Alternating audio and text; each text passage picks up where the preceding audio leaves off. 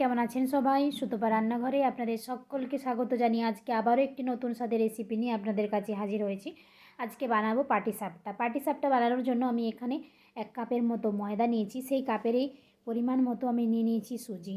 তো ময়দা সুজি নেওয়ার পর সমস্ত উপকরণগুলি ভালোভাবে মিশিয়ে নেব। দিয়ে দিলাম এখানে 2 চামচের মতো গুঁড়ো দুধ, এরপর দিয়ে দিলাম পরিমাণ মতো চিনি।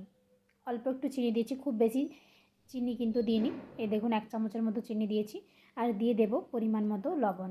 দেওয়ার পর ভালো করে সমস্ত উপকরণগুলিকে নাড়াচাড়া করে মিশিয়ে নেব। তারপর দিয়ে দেব 1 চামচের মতো লিকুইড দুধ। তো এই দেখুন সমস্ত উপকরণগুলি দিয়ে দিয়েছি। দেওয়ার পর কিন্তু ভালোভাবে সমস্ত উপকরণগুলি মিশিয়ে নিয়েছি। এরপর দিয়ে দিলাম 1 চামচের মতো লিকুইড দুধ। দেওয়ার পর আবারও সমস্ত উপকরণগুলিকে একটু একটু করে মিশিয়ে নেব। তারপর দিয়ে দেব জল। জল দিয়ে ভালো করে উপকরণগুলিকে মিশিয়ে নেব, একটা ব্যাটার তৈরি করে নেব। তো এই দেখুন জল দেওয়ার পর আবারও নাড়াচাড়া করে ভালোভাবে এটাকে মেখে নিচ্ছি। তো এই দেখুন আমার ব্যাটারটি তৈরি হয়ে গেছে। এদিকে আমি খোয়াটা আগের থেকে রেডি করে রেখেছিলাম। খোয়া নারকেল দিয়ে আমি একটু পুর বানিয়ে নিয়েছি। তো এই দেখুন এদিকে আমি পিঠেটা তৈরি করে নিয়েছি, দিয়ে দিলাম খোয়া। এরপর এটাকে দুপাশ থেকে ভাঁজ করে নেব।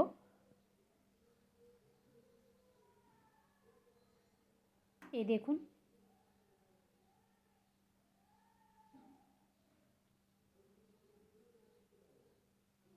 কত তাড়াতাড়ি পিঠেটা বানানো যায়, আর খেতেও কিন্তু অপূর্ব সুন্দর হয়। অবশ্যই একবার বাড়িতে বানাবেন। যারা এখনও পাটিসাপটা বানাননি, যা বানাতে পারছেন না, তারা অবশ্যই এরকমভাবে একবার বানিয়ে দেখবেন। খেতে কিন্তু দুর্দান্ত স্বাদের হয়।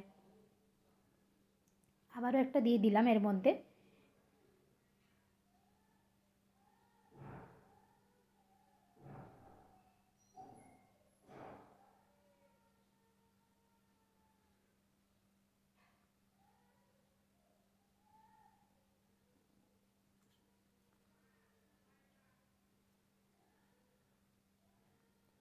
তো দেখুন সমস্ত পিঠেগুলো আমি এরকমভাবে বানিয়ে নেব।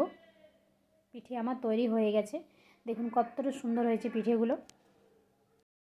যারা এখনও বাড়িতে বানাননি, অবশ্যই একবার পাটিসাপটা পিঠে বাড়িতে বানিয়ে দেখুন। খেতে কিন্তু খুবই সুন্দর হয়।